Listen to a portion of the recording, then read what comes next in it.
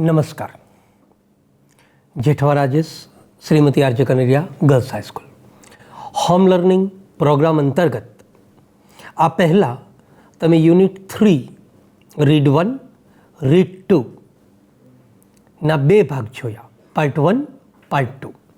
મિત્રો, આપણે તેમાં ખાસ કરીને કોમ્પ્રિહેન્શન બંને રીડનું, ત્યાર પછી વોકેબ્યુલરી બંને રીડની, ત્યારબાદ ટ્રુ એન્ડ ફોલ્સ, અને ત્યાર પછી આપણે શોર્ટ નોટ પણ જોઈ.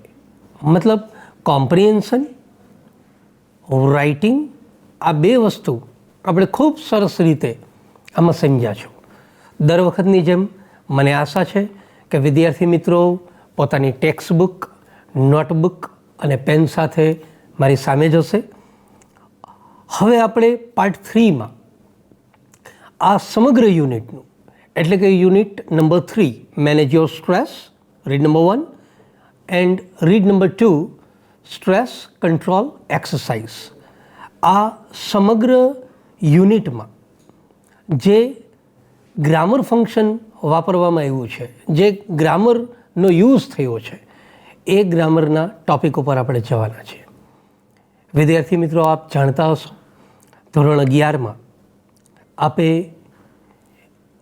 10 જેટલા લેંગ્વેજ ફંક્શનનો અભ્યાસ કરેલો છે, અને હું આશા રાખું છું કે આ સમયગાળામાં આપે 10 ફંક્શનને રિવાઇઝ કરી લીધા હશે, એને જોઈ લીધા હશે, એની પ્રેક્ટિસ કરી લીધી હશે, અને આ પહેલાં યુનિટ 1 અને યુનિટ 2 જે મારા શિક્ષક ભાઈ બહેનોએ તમને ભણાવેલા હોય તો એ ફંક્શનને ધ્યાનમાં રાખીને હું આગળ વધીશ, અને પાર્ટ 3માં આ યુનિટનું હું તમને લેંગ્વેજ ફંક્શન ભણાવવા જઈ રહ્યો છું.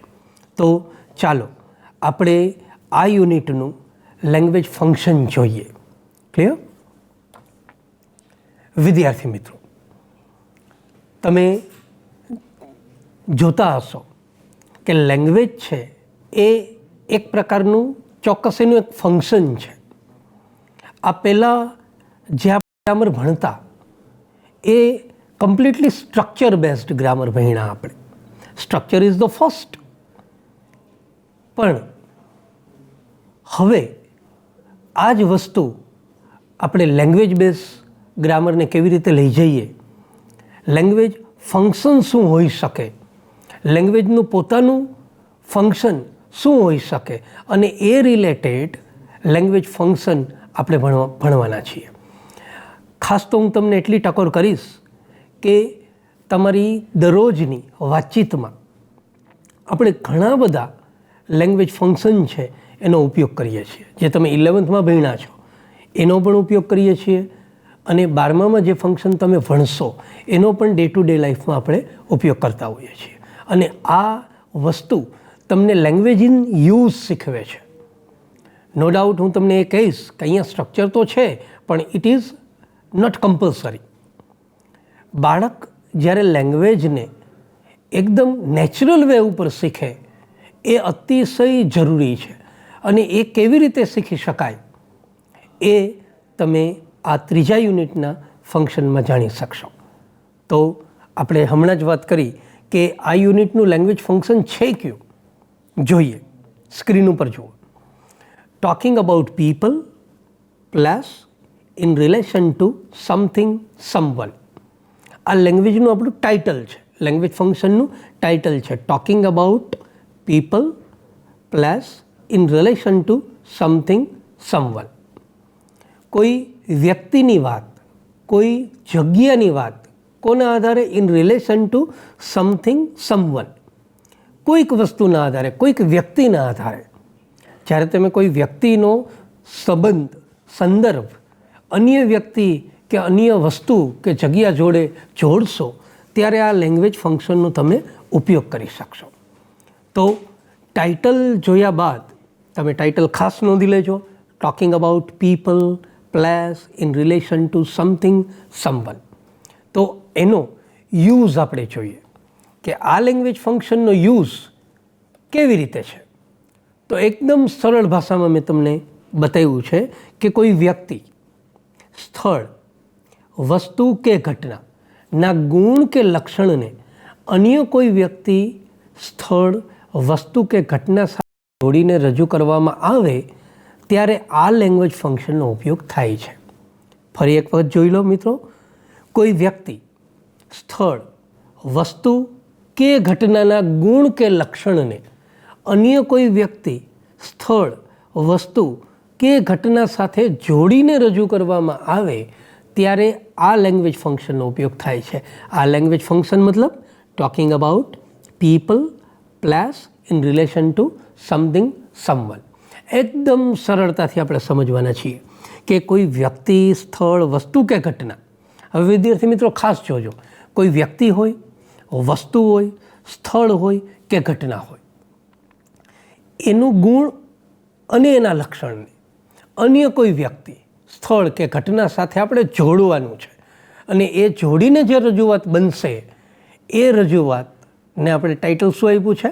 Talking about people plus in relation two someone and something. Clear? એકદમ ઇઝી. ઉપયોગ પણ ખૂબ સરળ છે. હવે આ ઉપયોગને એકદમ સરળ બનાવવો હોય તો શું કરવું જોઈએ? તો પહેલાં તો એ રિલેટેડ તમે સેન્ટેન્સ જુઓ કે આ વાતને આપણે વાક્યમાં કેવી રીતે વણી લઈએ છીએ. આ વાતને કોઈ વ્યક્તિ, સ્થળ કે ઘટના છે, એની વિશેષતા છે, એના ગુણ છે, એ બાબતને કોઈ અન્ય વ્યક્તિ, અન્ય ઘટના કે અન્ય જગ્યા સાથે કેવી રીતે વણી શકાય? તો એને ખૂબ સરળતાથી મેં તમને સ્ક્રીન ઉપર સમજાવવાનો પ્રયત્ન કર્યો છે. જુઓ, તમારી સામે 3 ચિત્રો દેખાય છે. 3 સન્નારીઓ ઊભી છે. એક છે એની પાસે, બંને પાસે પર્સ છે, પણ બંનેના કપડાનો કલર જુદો છે. ઓકે, એમ જોવા બેસો તો 3નો કપડાનો કલર જુદો દેખાય છે. ઓકે, એમાંથી એક જે સન્નારી છે એણે પોતાના માથા ઉપર સ્કાર્ફ પહેરેલો છે અને જે કલરનો સ્કાર્ફ છે એ જ કલરનું એનું પર્સ છે. 3 અંદરો અંદર કોઈક ડિસ્કશન કરી રહી છે અને આ ડિસ્કશન જે કરી રહી છે એ અંતર્ગત આપણે આ વાતને આપણા ફંક્શનમાં કેવી રીતે વણી શકીએ એ જોવા માટે હું તમને એક સેન્ટેન્સ બતાવું છું. જુઓ, Meena has such a purse as Rizwana has. Meena પાસે એક એવું છે જે રિઝવાના પાસે છે. ઓકે, જે સ્કાર્ફ પહેરીને ઊભા છે એને તમે રિઝવાના બેન સમજી લો. તો મીના પાસે એવું પર્સ છે જે રિઝવાના પાસે છે. શું કર્યું મેં પર્સની સરખામણી કરી છે. જુઓ, મેં પર્સ વિશે વાત કરી છે, ટોકિંગ અબાઉટ સમથિંગ, કોઈક વસ્તુ વિશે વાત કરી છે, પણ કયા સંદર્ભે? ટુ સમથિંગ, કોઈક બીજા સંદર્ભે. તો મીના પાસે જે પર્સ છે, જેવું પર્સ છે એવું જ પર્સ રિઝવાના પાસે છે. તો આપણે આ વાતને વણી લીધી છે અને આ વાત જ્યારે આપણે વણી લઈએ તો ફંક્શનનો ઉપયોગ કયો થશે? Meena has such a purse as Rizwana has. આ talking about people plus in relation to something or someone થશે. એમાં ખાસ જુઓ તમે વિદ્યાર્થી મિત્રો, મેં બ્લુ કલરથી સચ અને એઝ એ શબ્દો તમને બતાવ્યા છે. એ કનેક્ટરનું કામ કરશે, એ કન્જક્શન્સનું કામ કરશે, જેને આપણે લેંગ્વેજ આઇટમના નામથી પણ ઓળખશું. હવે આ જ વસ્તુ હજુ બીજી રીતે કેમ વાળી શકાય? જુઓ, her dress is different from theirs. મીનાનો જે ડ્રેસ છે એ બીજી બે જે સન્નારીઓ છે એ સન્નારીઓના ડ્રેસ કરતાં કંઈક જુદો છે. ફરી એક વખત મીનાના ડ્રેસની સરખામણી કરીએ આપણે.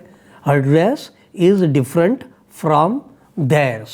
એ લોકોના ડ્રેસ કરતાં એનો ડ્રેસ, મીનાનો ડ્રેસ છે એ થોડો ડિફરન્ટ છે, થોડો જુદો છે. એના ડ્રેસમાં તફાવત છે. શું કર્યું આપણે? કોઈ વસ્તુ, વ્યક્તિ, સ્થળ, એમાંથી આપણે વસ્તુ લઈ લઈએ, ડ્રેસ. એનું કોઈ લક્ષણ છે, એનો કલર છે કે ડ્રેસ છે, એની ડિઝાઇન છે, એ બીજી બે જે સન્નારી છે એના કરતાં જુદો છે, એવું કંઈક કીધું. તો એ થઈ ગયું ટોકિંગ અબાઉટ સમથિંગ. ક્લિયર થાય છે? ઓકે, હજી આને આપણે જુદી રીતે વાળીએ. Unlike Meena, Rizwana wears scarf. મીનાની જેમ નહીં, રિઝવાના તો સ્કાર્ફ પહેરે છે, એનો મતલબ એ થાય મીના સ્કાર્ફ પહેરતી નથી. રિઝવાના સ્કાર્ફ પહેરે છે, મીના સ્કાર્ફ નથી પહેરતી, પણ રિઝવાના સ્કાર્ફ પહેરે છે. Unlike Meena, Rizwana wears scarf. તો આ 3 ઉદાહરણો પરથી તમે સમજી શકશો કે જ્યારે આ લેંગ્વેજ ફંક્શનને આપણે આપણી ડે ટુ ડે લાઈફમાં ઉપયોગ કરવો હોય તો તમે જોઈ શકો છો આપણને વિવિધ લોકો મળે છે. તમારા વિદ્યાર્થીઓમાં પણ વિદ્યાર્થીઓના ગુણ, લક્ષણો, એની ક્રિયાઓ, દરેક વસ્તુ અલગ અલગ અલગ અલગ હોઈ શકે. અને એ અલગ અલગ વસ્તુને તમે પકડી એના ગુણને બીજા સાથે સરખાવશો, ઓકે, બીજા જોડે એની કમ્પેર કરશો, ત્યારે તમારે આ ફંક્શનની જરૂર પડશે. અને એ આપણી ડે ટુ ડે લાઈફમાં બનતું જ આવ્યું છે. ફોર એક્ઝામ્પલ આપણે એવું કહીએ કે સર 3જું યુનિટ છે એ બીજા યુનિટ કરતાં તદ્દન જુદું છે. બીજું યુનિટ છે that is the description of Walt Disney. Walt ડિઝનીનું વર્ણન છે. એમાં કોઈ એક વ્યક્તિ છે એ પોતે પોતાના લાઈફમાં કેટલી વખત ફેલિયરનો સામનો કરે છે. હી ફેસ્ટ ફેલિયર મેની ટાઈમ્સ. ઘણી વખત વોલ્ટ ડિઝનીએ પોતાની લાઈફમાં ફેલિયરનો સામનો કરેલો છે. જ્યારે આપણું 3જું યુનિટ છે એ જે લોકો સ્ટ્રેસ થઈ ગયેલા છે, જે લોકો ચિંતાતુર છે, જે લોકો પોતાના વિચારોમાં પોઝિટિવ થિંકિંગ કરી શકતા નથી, એની વાત છે. તો બંને યુનિટ એકબીજાથી અલગ છે. તો તમે કહી શકો કે સર બીજા યુનિટ કરતાં 3જું યુનિટ તદ્દન જુદું છે. Unit number 2 is different from unit number 3. Clear થાય છે? જ્યારે તમે આ પ્રકારની સરખામણી કરશો ત્યારે તમે આ લેંગ્વેજ ફંક્શનનો ઉપયોગ કરી શકશો. હજુ તમે એક વસ્તુ જુઓ ખાસ, મેં સ્લાઇડમાં જે બતાવ્યું છે તમારી સામે આ વસ્તુ દેખાતી હશે, જુઓ.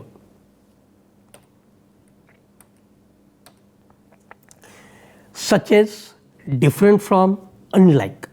આ બધી જ લેંગ્વેજ આઇટમ છે જે આ શબ્દો તમારે યાદ રાખવાના છે. આ શબ્દો યાદ રાખશો તો તમે આ શબ્દો મારફત વિથ ધ હેલ્પ ઓફ સચ વર્ડ્સ તમે લેંગ્વેજ ફંક્શનને સરળતાથી લખી શકશો. હવે આ લેંગ્વેજ ફંક્શનમાં આપણે માસ્ટરી ઊભી કરવી હોય તો શું કરી શકાય? તો એના માટે હું તમને એક સજેશન આપું. ફોર એક્ઝામ્પલ, આ લેંગ્વેજ ફંક્શનને સમજવા માટે તમારે આ લેંગ્વેજ ફંક્શનની લેંગ્વેજ આઇટમ સમજવી પડે, એના કનેક્ટિવ સમજવા પડે, એના કન્જક્શન સમજવા પડે, અથવા તો જે શબ્દો મેં બ્લુ કલરમાં બતાવ્યા હતા એ શબ્દોને તમારે સમજવા પડે. તો આ ફંક્શનમાં એ લેંગ્વેજ આઇટમ કેટલી, કેવા એવા શબ્દો છે જેની મદદથી તમે આ ફંક્શન ઉપર માસ્ટરી મેળવી શકો, ખૂબ સરળતાથી એક્ઝામમાં લખી શકો. તો જુઓ, એક તો છે સચ એઝ, સેમ એઝ, ત્યાર પછી છે like, unlike, alike, similar to, almost the same, differ, different from. ખાસ જોજો, હજુ આ શબ્દો વિદ્યાર્થી મિત્રો ખાસ પહેલાં નોંધી લો કે આ ફંક્શન પર માસ્ટરી મેળવવા માટે તમારે આટલી લેંગ્વેજ આઇટમ્સ છે બાય હાર્ટ કરવી પડે. સચ એઝ, જેને તમે સમજશો એવું જ કહેજે, ધ સેમ એઝ, એ જ કહેજે, લાઇક, ના જેવું, અનલાઇક, ના જેવું નહીં, અલાઇક, સિમિલર ટુ, બંનેનો અર્થ એક સરખો જ થાય, સરખું, ઓલમોસ્ટ ધ સેમ, મોટા ભાગે સરખું, ડિફર, જુદું, ડિફરન્ટ ફ્રોમ, એનાથી પણ અલગ. તો આ લેંગ્વેજ આઇટમને પહેલાં તમે સમજો, આ લેંગ્વેજ આઇટમને યાદ રાખી લો. જેવી આ લેંગ્વેજ આઇટમ તમને યાદ રહી જશે પછી એ લેંગ્વેજ આઇટમને આપણે સેન્ટેન્સમાં કેવી રીતે મૂકી શકીએ, આ લેંગ્વેજ આઇટમને આપણે સેન્ટેન્સમાં કેવી રીતે મૂકી શકીએ એ સમજશું. તો સૌથી મોટી વાત છે તો પહેલાં તો આ ફંક્શનનો કોન્સેપ્ટ ક્લિયર કરો. Talking about people plus in relation two someone or something, આખો કોન્સેપ્ટ પહેલાં ક્લિયર કરો. કોન્સેપ્ટ ક્લિયર થયા બાદ તમે લેંગ્વેજ આઇટમને વિચારો. મેં જે હમણાં તમને લેંગ્વેજ આઇટમ બતાવી, such as, the same as, like, unlike, differ, different from, similar to, almost the same. આ લેંગ્વેજ આઇટમને 2, 4, 5 વખત જસ્ટ યાદ કરો, લખી કાઢો, જેથી કરીને તમને એકદમ બાય હાર્ટ થઈ જશે, યાદ આવી જશે. અને આ શબ્દો યાદ આવી જાય એના પાછળનું કારણ એ છે કે એક્ઝામ સમયે ગ્રામરનો આપણને જે એક્ઝામની પેટર્ન જે છે એમાં જે ટૉપિક આવે છે આઈડેન્ટિફિકેશન ઓફ ધ ફંક્શન, તમારે ફંક્શનને આઈડેન્ટિફાઈ કરવાનું હોય છે, તમારે ફંક્શનને ઓળખવાનું હોય છે. જો આ લેંગ્વેજ આઇટમ તમે યાદ રાખશો તો વિદ્યાર્થી મિત્રો ખૂબ સરળતાથી તમે લેંગ્વેજને આઈડેન્ટિફાઈ કરી શકશો. ક્લિયર? હવે આગળ વધીએ.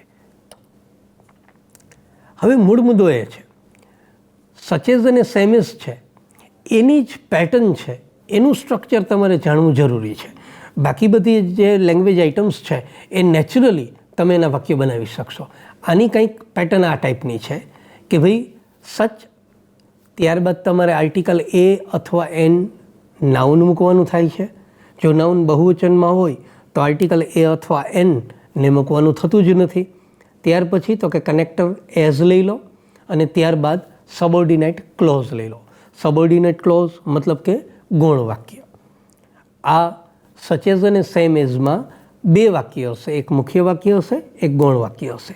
પણ હજી એક વખત કહી દઉં, સ્ટ્રક્ચરને એટલું બધું મગજમાં નથી લેવાનું. સરળતાથી વાક્ય કેમ બને એ જ તો આ ફંક્શન છે. ઓકે, જુઓ, માની લો સચેઝ અને સેમેઝની તમે જે પેટર્ન જોઈ પછી એને આપણે કેવી રીતે આગળ વધારી શકીએ? તો જુઓ જી, સ્લાઇડ ઉપર તમને શું દેખાય છે હવે?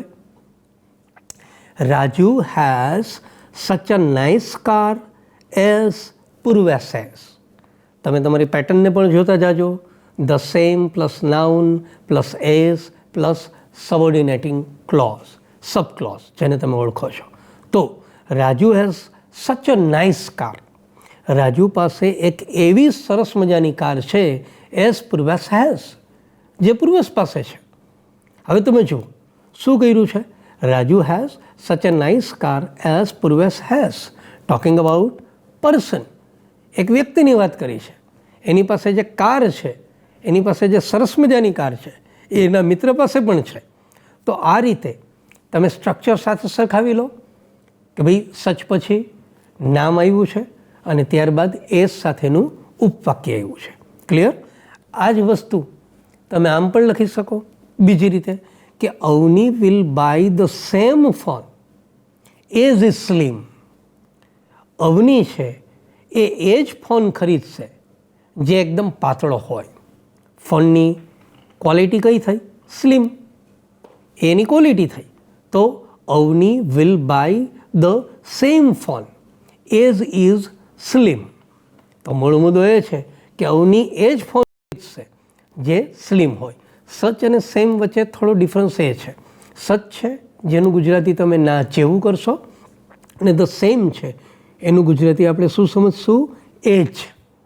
ક્લિયર? ત્રીજું વાક્ય જુઓ. Like Honda, Hyundai is also a famous company. કોની વાત ચાલે છે? કંપનીની. કઈ?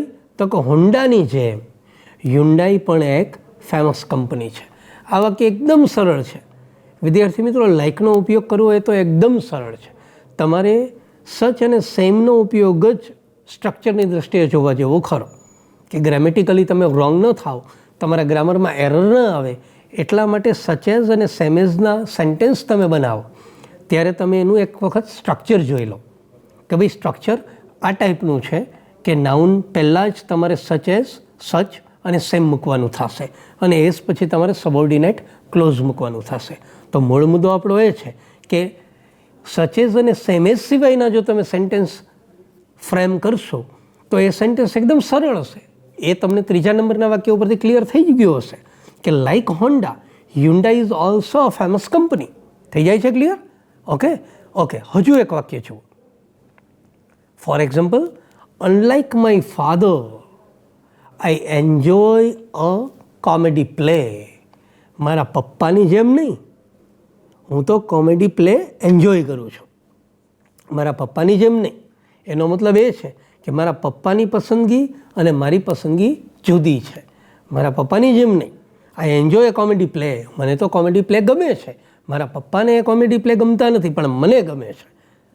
તમે પ્લેની સરખામણી કરી, ફાધર અને સન છે એની પસંદગીની વાત આવી છે. જુઓ અહીંયા, ક્લિયર? આ વાત Sanskrit differs from English language.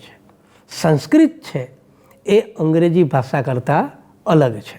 Sanskrit differs from English language. Sanskrit છે એ ઇંગ્લિશ ભાષા કરતાં અલગ છે. થઈ જાય છે ક્લિયર? ઓકે, તમે જુઓ, મેં જે બોલ્ડ અક્ષર આપ્યા છે, such as, the same as, like, unlike, differs, આ બધું શું છે? Language item. એ લેંગ્વેજ આઇટમ તમારે યાદ રાખવાની છે.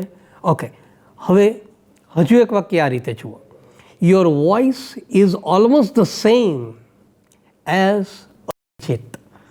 તમારો વોઇસ છે, તમારો અવાજ છે એ almost the same as Arijit. Arijit જેવો જ છે. મોટા ભાગે તમારો અવાજ અરિજિતને મળતો આવે છે. કહેવાનો મારો મતલબ શું છે? તમારા અને અરિજિતના અવાજની મેં સરખામણી કરી છે. એટલે તો આપણે કહીએ છીએ કે ટોકિંગ અબાઉટ પીપલ, બરાબર? તો તમે જુઓ, એમાં જે બોલ્ડ લેટર તમને દેખાયેલા છે, such as, same as, like, unlike, differs, almost the same as, આ બધા શબ્દો પહેલાં તમે શાંતિથી જોઈ લો. આપણે આ પહેલાં પણ તમે એ શબ્દોને નોંધ્યા જ છે, પણ આ શબ્દોનો જાદુ શું છે? આ શબ્દો જો તમે નોંધેલા હશે, આ શબ્દો જો તમારી મેમરીમાં પડેલા હશે, તો બોર્ડના પેપરમાં કેટલાક પ્રશ્નો તમે ચપટી વગાડીને સોલ્વ કરી શકશો. અને જે લોકો ગ્રામરથી ડરે છે એને જરાય ગ્રામરથી ડરવા જેવું નથી, કારણ કે હવેનું ગ્રામર છે એ ડે ટુ ડે લાઈફમાં યુઝફુલ છે. You can use your grammar in your conversation. તમે તમારી વાતચીતમાં આ ગ્રામરનો ઉપયોગ કરી શકો. એટલા માટે તો આ લેંગ્વેજ ફંક્શનના રૂપમાં આપણે મૂક્યું છે. ક્લિયર? તો પહેલાં તો દરેક વાક્ય જુઓ, કયું વાક્ય શું કરે છે. દરેક વાક્ય છે આપણા ટાઇટલને અપ્રોપ્રિએટ છે. Title it means talking about people, place, in relation to something or someone. આ આખી વાત આ વાક્યોમાં આપણે રજૂ કરી. તો મેં તમને શું કર્યું? કોન્સેપ્ટ સમજાવ્યો. એકચ્યુઅલી જે ફંક્શન આપણે ભણી રહ્યા છીએ એ ફંક્શન્સ કુલ મિલાવીને કંઈક આવું છે કે આટલા શબ્દો એમાં યાદ રાખવાના છે. એકાદ બે પેટર્ન, સચ એઝ અને સેમ એઝવાળી પેટર્ન છે એને ખાસ જોવાની છે કે નામની આગળ સચ અને સેમ આવે. આ ટાઈપનું એક મનમાં તમે નક્કી કરો. હવે આ બધી જ વસ્તુ, હવે વાત આપણે ક્યાં કરીએ કે સર આ લેંગ્વેજ ફંક્શન તો સમજાણું, કે મને એ ખબર પડી કે સર આ talking about people, place, in relation two someone or something છે શું, એ મને ખબર પડી કે કોઈ ઘટના હોય, કોઈ વ્યક્તિ હોય, કોઈ જગ્યા હોય, એના ગુણ કે એના લક્ષણની સરખામણી અથવા તો ના વિશે વાત કોઈ અન્ય વ્યક્તિ કે વસ્તુના ગુણ સાથે કરવામાં આવે ત્યારે આ ફંક્શનનો ઉપયોગ થાય. એ તો સર અમને ખ્યાલ આવી ગયો. ઓકે, એના વાક્યો પણ ક્લિયર થઈ ગયા. પણ હવે અમે એક્ઝામિનેશન પોઈન્ટ ઓફ વ્યૂ ઉપર કેવી રીતે આગળ વધીએ? તો એના માટે શું કરવું પડે મિત્રો? તો પહેલી વાત, આપણે પેપર સ્ટાઇલમાં આખી વસ્તુ છે શું એને જાણવી પડે. અને એને જાણવા માટે હું તમને ચોક્કસ કહીશ કે how to prepare four examination. આ ફંક્શનને પરીક્ષા માટે તમારે તૈયાર કેવી રીતે કરવું, સૌથી મોટી વસ્તુ. ઘણી વખત એવું બનતું હોય કે તમે ખૂબ સારી મહેનત કરતા હોય પણ તમારું ડિરેક્શન છે. એક વાત તો બહુ નક્કી છે કે તમે લોકો જે ભણો છો એની એક એક્ઝામ પણ લેવાય છે અને એક્ઝામમાં માર્ક્સ આવવા ફરજિયાત છે અને માર્ક્સ તો જ આવે જો તમારું ડિરેક્શન છે એ એકદમ ગોલ અથવા તો એકદમ ટાર્ગેટેડ ડિરેક્શન હોય. અને ટાર્ગેટેડ ડિરેક્શન માટે શું કરવાનું છે? જે કોન્સેપ્ટ ફંક્શનનો તમે શીખા છો, જે ગ્રામરનો કોન્સેપ્ટ તમે શીખા છો, એને પ્રિપેર્ડ કેવી રીતે કરવું, એને તૈયાર કેવી રીતે કરવું, એને એક્ઝામિનેશનના પોઈન્ટ ઓફ વ્યૂથી કેવી રીતે જોવું, એ વાત હવે આપણે કરીએ. જુઓ, તો પહેલાં તો how to prepare four examination. એના માટે શું કરીએ? તો કોઈ આપણે અગાઉ વાત કરી છે, આ ત્રીજા યુનિટમાં જ વાત કરી છે કે section A, P, C, D અને E, આ 5 સેક્શનનું આપણું પેપર બનેલું છે. ઓકે, હા, મને એક વાત અચાનક યાદ આવી કે આપણી પાસે બે પ્રકારના વિદ્યાર્થીઓ છે, એક કોમન સ્ટ્રીમ, સાયન્સ સ્ટ્રીમ. તો સાયન્સ સ્ટ્રીમમાં જે પહેલાં 50 પ્રશ્નો છે, પાર્ટ એ જે ઓબ્જેક્ટિવ ટાઈપ છે, MCQ ટાઈપ છે, એને આ ગ્રામર માત્ર ને માત્ર MCQ બેઝડ પર આવે છે. ફરી એક વખત સાયન્સના બાળકો સાંભળે, સમજે કે પાર્ટ એ જે છે એને 50 MCQ છે, એ MCQ ટાઈપ 50 MCQ છે એ વૈકલ્પમાં આવે છે. એટલે પાર્ટ એમાં માત્ર ને માત્ર એને ઓબ્જેક્ટિવ ટાઈપ પ્રિપેરેશન કરવાની છે. જ્યારે કોમન સ્ટ્રીમના બાળકોને આ વાત અલગ રીતે પૂછાય છે. અલગ રીતે એટલે કેવી રીતે? તો મેં તમને સ્ક્રીન ઉપર બતાવ્યું છે કે સેક્શન એ છે એમાં question number 8 to 11, question number 8 to 11 કેના માટેનો છે? તો કે બહુ સિમ્પલ, 8 to 10 છે. યસ, શેના માટે છે? તો કે આઈડેન્ટિફિકેશન ઓફ લેંગ્વેજ ફંક્શન્સ 3 માર્કમાં આવે છે. આમાં તમારે શું કરવાનું છે? You have two just identify the language function what you learnt. તમે જે લેંગ્વેજ ફંક્શન ભણી ચૂક્યા છો, જે લેંગ્વેજ ફંક્શન તમે ભણ્યું છે, એ ફંક્શનને માત્ર તમારે ઓળખવાનું છે. અને તમે એ ઓળખી બતાવશો એટલે તમને એના માર્ક્સ મળે છે. અને એ સેક્શન એમાં ક્વેશ્ચન નંબર 8 to 10માં આપેલું છે. ક્લિયર? પરીક્ષા ઓરિએન્ટેડ ક્લિયર થઈ જાય છે. Section A question number 8 to 10. અને એમાં પ્રશ્ન કયો રહેશે? તો કે identification of your language function. કેટલા માર્ક્સ માટે છે? તો કે 3 માર્ક્સ માટે છે. અહીં સુધી રેડી? ઓકે, તો શું ફંક્શન આ એક જ એંગલથી પૂછાય છે? ના, આ વસ્તુ બીજી રીતે પણ પૂછી શકાય. ટોપિક એક જ છે પણ પૂછવાની પદ્ધતિ બદલી જાય છે. જુઓ, હવે આપણે ક્યાં જઈએ છીએ? તો કે ફરી એક વખત સેક્શન એમાં અને ક્વેશ્ચન નંબર 11 to 14, 11 થી 14 પ્રશ્ન છે, એ પણ ફંક્શન રિલેટેડ છે. ફંક્શન રિલેટેડ એટલે શું? તો એમાં તમને બતાવ્યું છે રિસ્પોન્ડ ટુ ધ સેન્ટેન્સ. બાજુમાં મેં લખી આપ્યું, જુઓ, MCQ 4 માર્ક્સમાં છે. આ ફંક્શન તમને રિસ્પોન્ડ ટુ ધ સેન્ટેન્સમાં પણ પૂછાશે અને એ પણ MCQ બેઝડ પૂછાશે. અને MCQ બેઝડ પૂછાશે એના 4 માર્ક્સ છે. તો ફંક્શન તમે એક તૈયાર કરો છો, પણ તૈયાર કરવાની રીત અલગ અલગ છે. પહેલી રીત કઈ છે? માત્ર ફંક્શનને ઓળખો. ફંક્શનને ઓળખવા માટે શું કરવું છે? લેંગ્વેજ આઇટમ્સ છે એને બાય હાર્ટ કરો. લેંગ્વેજ આઇટમને યાદ રાખો. એટલે પહેલાં તમને 3 માર્ક્સ જે છે એ તમને ઇઝીલી અચીવ કરવા, એ ઇઝીલી મેળવી શકાશે. જ્યારે તમે ક્વેશ્ચન નંબર 11 to 14ની પ્રિપેરેશન કરતા હોય, એટ ધેટ ટાઈમ તમારે પ્રિપેરેશન કઈ કરવી પડે? રિસ્પોન્ડ ટુ ધ સેન્ટેન્સની. અને રિસ્પોન્ડ ટુ ધ સેન્ટેન્સની તમે પ્રિપેરેશન કરો એમાં MCQ બેઝ છે. કેટલાક વિદ્યાર્થીને થતું હશે કે સર MCQ બેઝડ હોય તો એકદમ સરળ હશે. ના મિત્રો, એવું નથી હોતું. તમે જ્યારે આ ફંક્શન કરશો ત્યારે મેં અગાઉ વાત કરી કે અંગ્રેજીમાં કોમ્પ્રિહેન્શન ખૂબ મહત્ત્વનું છે. જે કોમ્પ્રિહેન્શન મહત્ત્વનું એટલા માટે છે કે આપેલ પ્રશ્ન જો તમે સમજી ન શકો, આઈડેન્ટિફિકેશનમાં તો આપ લોકો શું કરશો કે લેંગ્વેજ આઇટમ્સ છે પાકી કરી લેશો. લેંગ્વેજ આઇટમને તમે બાય હાર્ટ કરી લેશો તો definitely you can easily identify which language function is used in given sentence. સેન્ટેન્સમાં કયું લેંગ્વેજ ફંક્શન આપ્યું છે એ તમે સરળતાથી ઓળખી શકશો. પણ રિસ્પોન્ડ ટુ ધ સેન્ટેન્સ જે છે એમાં તમને આપેલું વાક્ય સમજાવવું જોઈએ.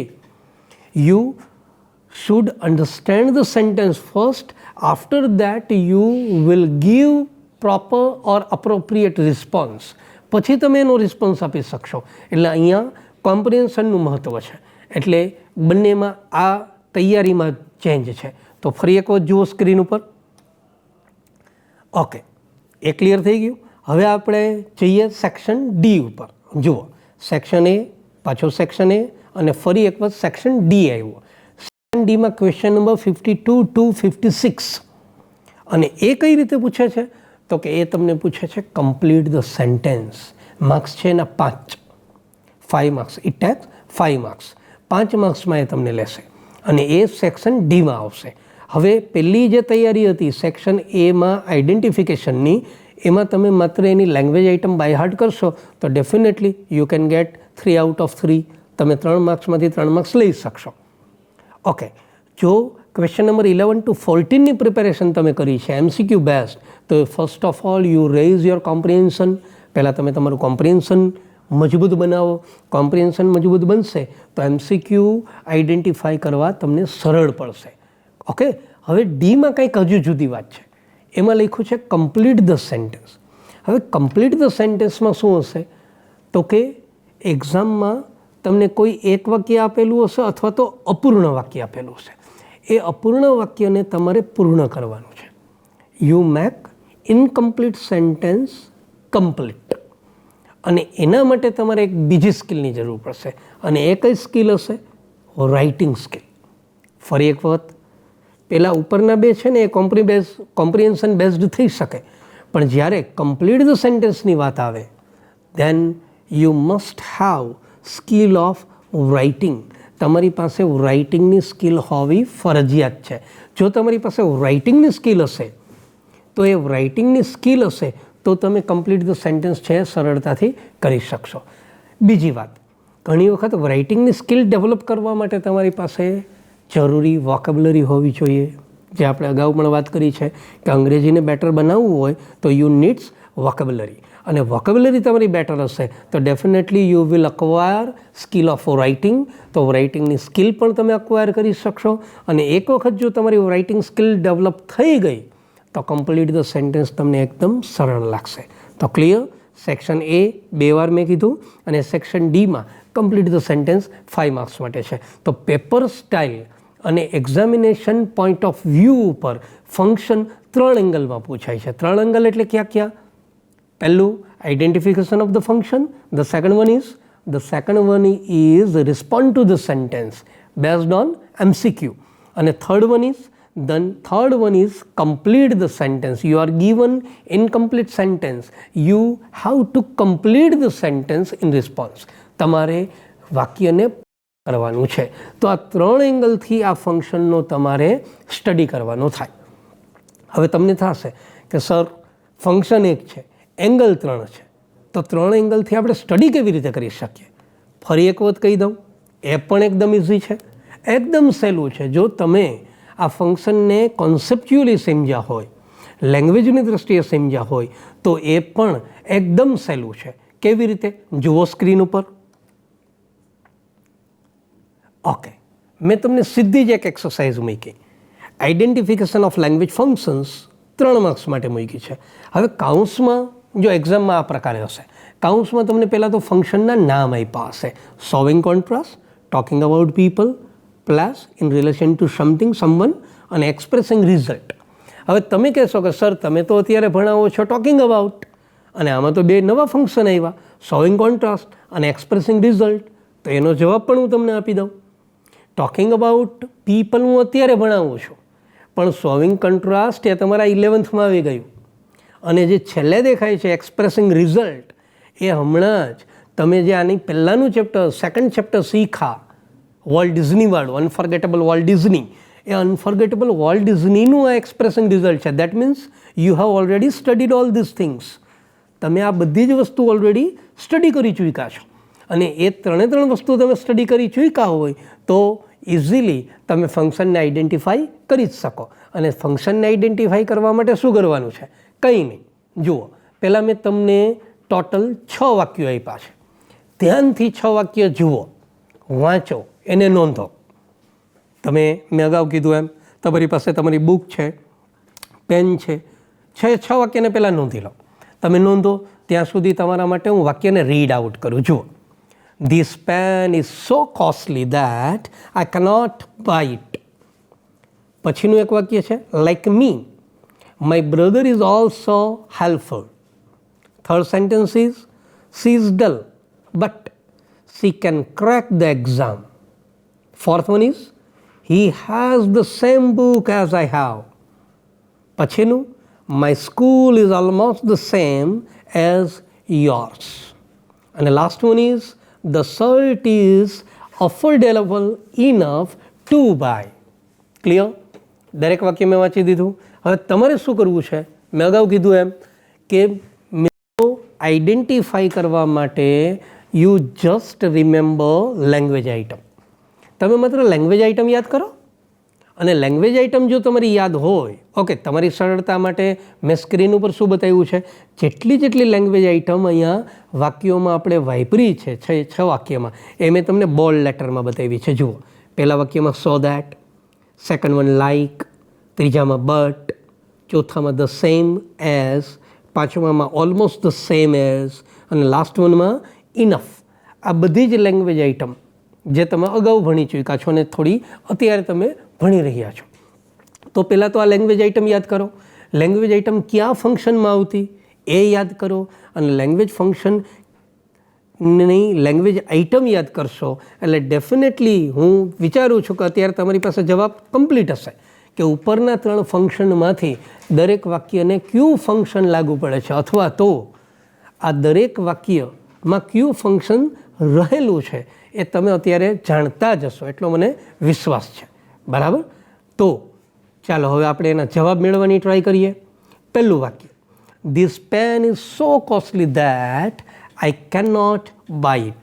વિદ્યાર્થી મિત્રો, આમાં સો અને ધેટનો ઉપયોગ થયેલો છે. શું લાગે છે કયું ફંક્શન હોવું જોઈએ? તમારી પાસે જવાબ ઉપરના 3 છે, showing contrast, talking about people અને એક્સપ્રેસિંગ રિઝલ્ટ. આ ત્રણમાંથી કયું ફંક્શન હોવું જોઈએ? તો જવાબ રહ્યો આ તમારી સામે, રિઝલ્ટ. ક્લિયર? પહેલું ફંક્શન રિઝલ્ટ થશે. કઈ રીતે થશે? તો કે સો દેટ. ઓકે, આજે મોકો મળ્યો જ છે તો તમને એ યાદ કરાવી દઉં કે રિઝલ્ટમાં લેંગ્વેજ આઇટમ કઈ આવતી. ઓકે, સો દેટ તો મેં તમને અત્યારે બતાવી. એક આવશે વિદ્યાર્થી મિત્રો સચ દેટ. ત્યાર પછી એક આવશે TOO2, જેનું ગુજરાતી આપણે અત્યંત કરીએ, અને ત્યાર પછી આવશે ઇનફ. તો આ 4 લેંગ્વેજ આઇટમ તમે યાદ રાખો એટલે રિઝલ્ટ નામનું ફંક્શન તમે ઇઝીલી ગ્રાસ્પ કરી શકો, ઇઝીલી આઈડેન્ટિફાઈ કરી શકો. ક્લિયર? થઈ ગયું પાછું રિવિઝન 11થનું. બરાબર? ચાલો સેકન્ડ સેન્ટેન્સ જુઓ. Like me my brother is also helpful. આમાં તો મારે બોલવું જ ન જોઈએ. એટલા માટે ન બોલવું જોઈએ કે આ ફંક્શન તો અત્યારે અભી હાલ મેં પढ़ा रहा हूँ आपको, હું અત્યારે જ તમને ભણાવું છું, અને એમાં તમે શબ્દ ક્યું આઈડેન્ટિફાઈ કરો છો? લાઇક. અને લાઇક તમે આઈડેન્ટિફાઈ કરો છો તો definitely the function is talking about people. Clear થાય છે? રેડી? ઓકે, આની લેંગ્વેજ આઇટમ કઈ હતી? ઘણી બધી હતી. Like, unlike, similar to, almost the same, such as, same as, વગેરે વગેરે વગેરે. હમણાં જ આપણે આગળ જોયું. ક્લિયર? ત્રીજું વાક્ય જુઓ. She is dull but she can crack the exam. તેણી ડલ છે પણ એક્ઝામને ક્રેક કરી શકે છે. 2 વાત જુઓ, કોન્ટ્રાસ્ટ દેખાશે, 2 વાત વચ્ચે વિરોધાભાસ દેખાશે, અને આ 2 વાત વચ્ચેનો વિરોધાભાસ તમને બટ શબ્દ આપે છે, બટ કંજક્શન આપે છે. તો બટ જો લેંગ્વેજ આઇટમ તરીકે તમે યાદ કર્યું હોય તો શ્યોરલી તમે આ લેંગ્વેજ ફંક્શન ઓળખી શકો. કયું થશે? Good good, yes, contrast. જુઓ જી જવાબ. કોન્ટ્રાસ્ટ દેખાય છે? ઓકે, પછીની વાત, he has the same book as I have. Okay, મારે તમને એક વાત યાદ અપાવવી છે કે આ બટ એક જ વાત આપણે યાદ કરી, એક જ શબ્દ યાદ કર્યો તો 11માં તમે આ ભણી ચૂક્યા છો. કોન્ટ્રાસ્ટનું ફંક્શન, શોઈંગ કોન્ટ્રાસ્ટ. કેટલા શબ્દો હતા એમાં? કેટલી લેંગ્વેજ આઇટમ હતી? કેટલા કનેક્ટિવ્સ હતા? યાદ કરો. But, yet, steel. 3 થયા. ઓકે, આગળ ધો, ઓલ્ધો, ઇવન ધો, ઇવન ઇફ. ત્યારબાદ ઇન્સ્પાઇટ ઓફ અને ડિસ્પાઇટ. લગભગ 11 પ્રકારના કનેક્ટિવ્સ તમે 11થમાં ભણ્યા છો મિત્રો. તો 11માંથી મેં માત્ર એક જ મૂક્યું છે, બટ. ક્લિયર? ચાલો next sentence. He has the same book as I have. He has the same book as I have. એની પાસે એ જ બુક છે જે મારી પાસે છે. શું લાગે છે? લેંગ્વેજ આઇટમ કઈ દેખાય છે? The same as. તો ડેફિનેટલી ફંક્શન કયું હોવું જોઈએ? યસ, ટોકિંગ અબાઉટ થઈ જશે. ટોકિંગ અબાઉટ થિંગ છે આ. Clear? Okay, the same as એના ઉપરથી આપણે ઓળખી શક્યા ટોકિંગ અબાઉટ. હવે નીચે જાઓ. My school is almost the same as yours. ફરી એક વખત જુઓ, my school is almost the same as yours. તો હમણાં જ તો આ શબ્દ આપણે ઓલમોસ્ટ ધ સેમ એઝ કયું બનશે? વેરી ગુડ, ટોકિંગ અબાઉટ જ બનશે. ક્લિયર? ઓકે, લાસ્ટ સેન્ટેન્સ જુઓ, the shirt is affordable enough to buy. કઈ લેંગ્વેજ આઇટમ દેખાય છે? ઇનફ. અને ઇનફની હમણાં આપણે વાત કરી શેમાં? શોવિંગ કોન્ટ્રાસ્ટમાં. તો શોવિંગ કોન્ટ્રાસ્ટમાં ઇનફ આવે છે, ટુ પણ આવે છે, સો દેટ પણ આવે છે, સચ દેટ પણ આવે છે. ક્લિયર? તો the shirt is affordable enough to buy ક્યું બનશે? રિઝલ્ટ. ખ્યાલ આવ્યો મિત્રો? Identification of language function 3 marks એકદમ સરળ છે. એકદમ સરળ છે in the sense you have to by heart language item first. તમારી મેમરીમાં દરેક ફંક્શનની લેંગ્વેજ આઇટમ હોવી જોઈએ. અને કોઈ તમને ક્યારેય પણ પૂછે તો દરેક ફંક્શનની લેંગ્વેજ આઇટમ તમે ફટાફટ બોલી શકતા હોવા જોઈએ. અને એક વખત તમે એ લેંગ્વેજ આઇટમ બોલી ગયા તો આ 3 માર્ક્સ તમે સરળતાથી પરીક્ષામાંથી અચીવ કરી શકો, મેળવી શકો. ક્લિયર? તો આ વાત થઈ એક એંગલની, આઈડેન્ટિફિકેશન ઓફ ફંક્શન. હવે સેકન્ડ એંગલ કયો છે? Respond to the sentence. જુઓ સ્ક્રીન ઉપર, respond to the sentence 4 marks. હવે આ પૂછવાની રીત બદલાણી. જો તમે આઈડેન્ટિફિકેશન ઓફ ફંક્શન જોયું હતું એના કરતાં થોડીક જુદી રીતે છે. દાખલા તરીકે પહેલાં હું તમારો ક્વેશ્ચન વાંચી દઉં. રવિ શું કહે છે? Which bike will you buy? તમે કઈ બાઇક ખરીદશો? તો રાજુ શું જવાબ આપે છે? તો બોર્ડમાં દેખાય છે રાજુ કશો જવાબ જ નથી આપતો. અને કાઉન્સમાં લખ્યું ટોકિંગ અબાઉટ થિંગ. એનો મતલબ એ થાય કે રવિ જે ક્વેશ્ચન પૂછે છે એનો જવાબ તમારે નીચેના 4 ઓપ્શનમાંથી આપવાનો છે. You have to choose the appropriate or right option. અને રાઇટ ઓપ્શન શું હોવો જોઈએ? તો કે તમને જે ક્વેશ્ચન પૂછેલો છે એનો જ રિસ્પોન્સ હોવો જોઈએ. આ પહેલી શરત છે. વિદ્યાર્થી મિત્રો, ફરી એક વખત કહું, રિસ્પોન્ડ ટુ ધ સેન્ટેન્સને કોમ્પ્રિહેન્શન ટાઈપ સમજજો, ટ્રાય કરજો. હું શું સમજાવવા માગું છું કે કોઈ ક્વેશ્ચન પૂછે છે તો એ બની શકે કે એના 4 જવાબ હશે, પણ આપણે 2 શરતનું પાલન કરવું છે. પહેલી શરત કઈ? તો કે તમને આપેલું વાક્ય જે છે, તમને આપેલો જે પ્રશ્ન છે એ પ્રશ્નનો રિસ્પોન્સ જ હોવો જોઈએ, એનો જવાબ હોવો જોઈએ. આ શરત નંબર 1 થઈ. બીજી શરત તો કે તમને કાઉન્સમાં ફંક્શનનું નામ બતાવ્યું છે, ટોકિંગ અબાઉટ. એનો મતલબ એ થાય કે તમારે રિસ્પોન્સ તો આપવો છે પણ એ રિસ્પોન્સમાં ટોકિંગ અબાઉટ થિંગ આ ફંક્શન હોવું ફરજિયાત છે. ટોકિંગ અબાઉટ થિંગ આ ફંક્શન હોવું ફરજિયાત છે. જો આ ફંક્શન હશે તો એ જ વાત તમારી સાચી પડશે. હવે તમને આપેલા 4 ઓપ્શન જુઓ. પહેલો ઓપ્શન શું છે? I shall buy a sports bike. પહેલી નજરે તમને શું લાગશે કે રવિએ એવું પૂછ્યું હતું કે ભાઈ which bike will you buy? તું કઈ બાઇક ખરીદીશ? તો તમારો જવાબ બરાબર છે કે I shall buy a sports bike, કે હું સ્પોર્ટ્સ બાઇક ખરીદીશ. તમે સાચા છો, પણ અહીંયા એક શરતનો ભંગ થાય છે. એ શરત કઈ? તો કે રિસ્પોન્સ મળે છે પણ ફંક્શન મળતું નથી. ટોકિંગ અબાઉટ થિંગ છે નહીં અહીંયા, અને એ નથી. એટલા માટે બીજું ફંક્શન જુઓ. I shall buy such a speedy bike as John Abraham has. હું એવી સ્પીડી બાઇક ખરીદીશ જે જોન અબ્રાહમ પાસે છે. એ પણ જવાબ માટે યોગ્ય છે. હજુ સી જુઓ. I shall buy a bike as is blue. હું બાઇક ખરીદીશ કે જે બ્લુ હોય. અને ચોથું શું આપ્યું છે? D. My bike will be so expensive that no one can imagine. મારી બાઇક એટલી બધી એક્સપેન્સિવ હશે. એક્સપેન્સિવનો મતલબ શું થશે? ખર્ચાળ, મોંઘી.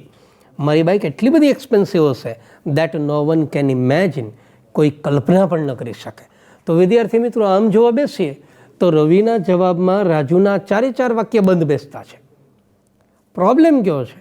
પ્રોબ્લેમ તમારે એ સોલ્વ કરવાનો છે કે ટોકિંગ અબાઉટ વાળું જે ફંક્શન છે એનો રિસ્પોન્સ જ તમે ટીક કરી શકો, એનો રિસ્પોન્સ જ સાચો તમારો MCQ બની શકે. તો ચાલો ફરી એક સ્ક્રીન ઉપર આવો. યસ, હવે આ 4ને તમે જુઓ ક્યુ ફંક્શન સાચું દેખાય છે? યસ, ક્યુ થશે B. Very good. I shall buy such a speedy bike as John Abraham has. શું કામ ભાઈ સાચું? કારણ એટલું જ કે આ ફંક્શનમાં આપણા વર્ડ જે છે, આપણી લેંગ્વેજ આઇટમ છે સચ એઝ, એ જળવાણું છે, એ દેખાય છે. જ્યારે એ, સી અને ડી એમાં આપણને આ વસ્તુ દેખાતી નહોતી. કદાચ તમે ડી જવાબ જુઓ, my bike will be so expensive that no one can imagine. એ વાત સાચી છે, પણ ફંક્શન બદલી ગયું. સો અને દેટ વાળું ફંક્શન કયું બનશે? રિઝલ્ટ. જ્યારે તમને પૂછ્યું છે કયું? Talking about thing. ક્લિયર? સમજાય છે? રિસ્પોન્ડ ટુ ધ સેન્ટેન્સમાં જરાય ઉતાવળ ન કરો. ઘણી વખત એવું બનશે ચારે ચાર ઓપ્શન સાચા દેખાશે, પણ ચારે ચાર ઓપ્શન સાચા દેખાય ત્યારે ફંક્શન પહેલાં ચેક કરો, અને જો એકનું એક ફંક્શન બે વાક્યમાં હોય તો you have to check out correct grammar. તો તમારે એકદમ કરેક્ટ ગ્રામર હોય એને જ પસંદગી આપવી જોઈએ. ક્લિયર? થઈ જાય છે સરળ? ચાલો હજુ એક આવું ઉદાહરણ જોઈએ, સેકન્ડ ઉદાહરણ જોઈએ. ચાલો, આમાં તમારી સ્પીડ વધશે. પછીનું ઉદાહરણ કંઈક આપણું આવું છે. Tirth. How is mister Pathak by nature? Mister Pathak છે સ્વભાવગત રીતે કેવા છે? તો ધ્યેય શું જવાબ આપે છે? તો ધ્યેય તો અત્યારે કંઈ જવાબ જ નથી આપતો, ખાલી જગ્યા છે. અને કાઉન્સમાં શું લખ્યું? Talking about people. તો એનો મતલબ એ છે કે ધ્યેયના જવાબમાં ટોકિંગ અબાઉટ પીપલ પણ હોવું જોઈએ અને ઉપરના વાક્યનો જવાબય હોવો જોઈએ. હવે વિદ્યાર્થી મિત્રો, ચારે ચાર વાક્યો વાંચો, ચારે ચાર ઓપ્શન વાંચો, એ, બી, સી અને ડી. ચાલો વાંચો. He is a nice guy. આ તમારો ઓપ્શન થશે એ. બી શું છે? He is so kind that everyone praises him. અને ત્રીજું સીમાં શું છે? Unlike mister Shastri, he is kind and cooperative. અને ડી ઇઝ લાસ્ટ વન કયો છે? By nature he is kind. એક રીતે તમે જુઓ તો ચારે ચાર ઓપ્શન તમને સાચા દેખાશે કે મિસ્ટર પાઠક છે એ સ્વભાવગત રીતે કેવા છે. તો પહેલાંનો જવાબ આવો બને કે મિસ્ટર પાઠક છે એ ખૂબ નાઇસ છે, સારા માણસ છે. બીજામાં એવું છે કે મિસ્ટર પાઠક એટલા માયાળુ છે કે દરેક વ્યક્તિ એને પ્રેઝ કરે છે, વખાણે છે. ત્રીજામાં આવું છે કે મિસ્ટર શાસ્ત્રીની જેમ નહીં, he is kind and cooperative. એ તો કાઇન્ડય છે ને કોઓપરેટિવ છે. મિસ્ટર શાસ્ત્રીની જેમ નહીં, મિસ્ટર પાઠક છે ને એ તો કાઇન્ડ અને કોઓપરેટિવ બંને છે. અને લાસ્ટમાં સ્વભાવગત રીતે એ એકદમ માયાળુ છે, કાઇન્ડ છે. તો ચારે ચાર તમને જવાબ સાચા લાગશે. પહેલી શરત તમે પાલન કર્યું, પણ બીજી શરત કઈ? તો કે તમારા જવાબમાં ફંક્શન હોવું જોઈએ. અને ફંક્શન કયું? Talking about people. A talking about વાળું વાક્ય કયું બનશે? ધ્યાનથી જુઓ જી. એ, બી, સી કે ડી? શું લાગે? શું જવાબ હોવો જોઈએ? એ હશે, બી છે, સી હશે કે પછી ડી હશે? ક્લિયર? જુઓ. યસ, તમારો જવાબ છે C. Unlike mister Shastri, he is kind and cooperative. Clear? તો વિદ્યાર્થી મિત્રો, બે એંગલ આપણે ચેક કર્યા. પહેલો એંગલ ચેક કર્યો આપણે આઈડેન્ટિફિકેશન ઓફ ફંક્શન. બીજો એંગલ આપણે ચેક કર્યો રિસ્પોન્ડ ટુ ધ સેન્ટેન્સ. હવે ત્રીજો એંગલ. ઓકે, અહીંયા એક નાનકડી વસ્તુ મારા ધ્યાન ઉપર આવે છે, સહેજ જોઈ લેજો. રિસ્પોન્ડ ટુ ધ સેન્ટેન્સ છે એ 4 માર્કમાં પૂછાય છે. રિસ્પોન્ડ ટુ ધ સેન્ટેન્સ 4 માર્કમાં પૂછાય છે, એ ધ્યાનથી તમે જોજો. ક્લિયર? ઓકે, હવે નેક્સ્ટ એંગલ ઉપર જઈએ છીએ અને એ તમારો રહેશે લાસ્ટ એંગલ. અને લાસ્ટ એંગલ કયો છે? Complete the sentence. ઓકે વિદ્યાર્થી મિત્રો, આ પહેલાં આપણે શું વાત કરી? આ પહેલાં આપણે આ વાત કરી કે જો તમારું કોમ્પ્રિહેન્શન સારું હશે તો definitely you will tackle identification of the function and respond to the sentence. તમે આ બે ટોપિક ખૂબ સરળતાથી કરી શકશો. આઈડેન્ટિફાઈ પણ કરી શકશો અને રિસ્પોન્ડ ટુ ધ સેન્ટેન્સ કરી શકશો. કારણ કે આઈડેન્ટિફિકેશનમાં તમારે લેંગ્વેજ આઇટમ યાદ રાખવાની છે.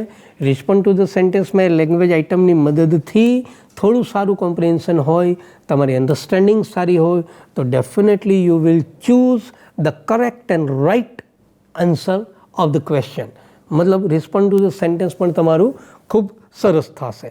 પણ વાત જ્યારે કમ્પ્લીટ ધ સેન્ટેન્સની આવે ત્યારે તમારું રાઇટિંગ સારું હોવું જોઈએ. હવે રાઇટિંગ સારું કરવા માટે મેં તમને કયું સજેશન આપેલું? નવા નવા શબ્દો શીખો. ઓકે, યુનિટમાં જે નવા શબ્દો આવે છે એને રિકગ્નાઇઝ કરો, એના અર્થ જાણો અને એ શબ્દોને યુઝ ઇન યોર લેંગ્વેજ, તમારી લેંગ્વેજમાં એનો ઉપયોગ કરો. ડે ટુ ડે તમારા મિત્રો જોડે તમે વાતચીત કરતા હોય, at that time just you can use that new word in a conversation with your friend. તમારા મિત્રો જોડેની વાતચીતમાં પણ તમે આ નવા શબ્દોનો ઉપયોગ કરી શકશો. એનાથી શું થશે? You can boost of your confidence level. તમારું કોન્ફિડન્સ લેવલ વધી જશે અને એ કોન્ફિડન્સ લેવલ જે વધશે એને કારણે તમારામાં એક સ્કિલ ડેવલપ થશે અને એ સ્કિલ ડેવલપ થશે એ સ્કિલ હશે રાઇટિંગ સ્કિલ. તો કમ્પ્લીટ ધ સેન્ટેન્સ માટે વિદ્યાર્થી મિત્રો રાઇટિંગ સ્કિલ જરૂરી છે, મસ્ટ છે. તો હવે એના માટે આપણે શું કરી શકીએ? તો થર્ડ એંગલ જે આપણો ફંક્શનનો છે એ કમ્પ્લીટ ધ સેન્ટેન્સનો છે. મેં અત્યારે તમને એક વાક્ય સ્ક્રીન ઉપર બતાવ્યું છે. જુઓ, વેર ધ સેમ શર્ટ, પછી ખાલી જગ્યા મૂકી છે અને કાઉન્સમાં આપ્યું છે ટોકિંગ અબાઉટ થિંગ. તો પહેલાં તો આ ક્વેશ્ચનને આન્સરમાં કેવી રીતે લઈ જાઓ? તો પહેલી જ વસ્તુ, જ્યારે તમે આ વાક્ય વાંચો ત્યારે પહેલું કામ એ કરો કે એમાં કાઉન્સમાં રહેલું ફંક્શન ઓળખો. અહીંયા આપ્યું છે ટોકિંગ અબાઉટ થિંગ. હવે મેં આપણા વાક્યમાં શું આપ્યું છે? વેર ધ સેમ શર્ટ, એ જ શર્ટ પહેરો. હવે અહીંયા તમારી પાસે એક શબ્દ સ્ટ્રાઇક થશે, ધ સેમ. અને આ ફંક્શન જે talking about people, place, in relation two someone or something, આ ફંક્શનમાં આપણે જે લેંગ્વેજ આઇટમ પાકી કરેલી છે એ લેંગ્વેજ આઇટમમાંથી જ એક શબ્દ મને દેખાણો અને એ શબ્દ કયો છે? The same. તો ધ સેમ સાથે એઝની મદદથી તમે વાક્યને પૂરું કરી શકો. ઓકે, બીજી એક નવી વાત કહું. વિદ્યાર્થી મિત્રો, તમે જેટલા બી તમારા મિત્રો હોય એ બધા જ મિત્રોના આના જવાબ અલગ અલગ હોઈ શકે, જેવી તમારી વોકેબ્યુલરી.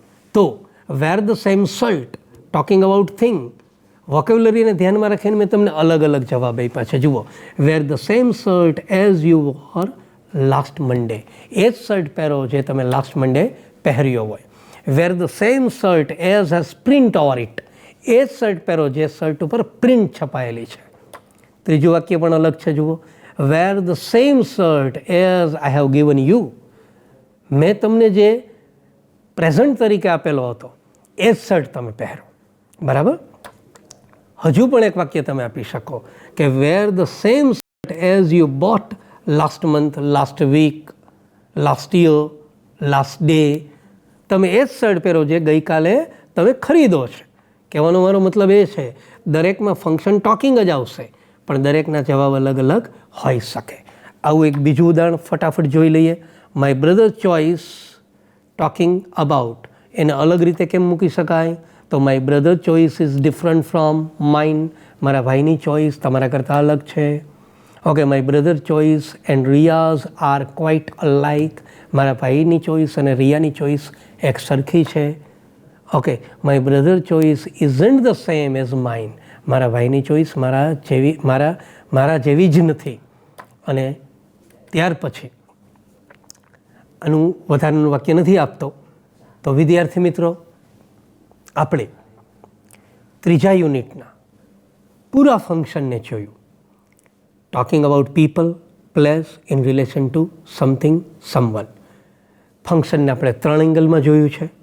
લેંગ્વેજ આઇટમ તમારે યાદ રાખવાની છે અને ત્યારબાદ તમારે આ ફંક્શનનો મહાવરો કરવાનો છે. તો હોમ લર્નિંગ પ્રોજેક્ટ અંતર્ગત હું જેઠવા રાજેશ, આભાર.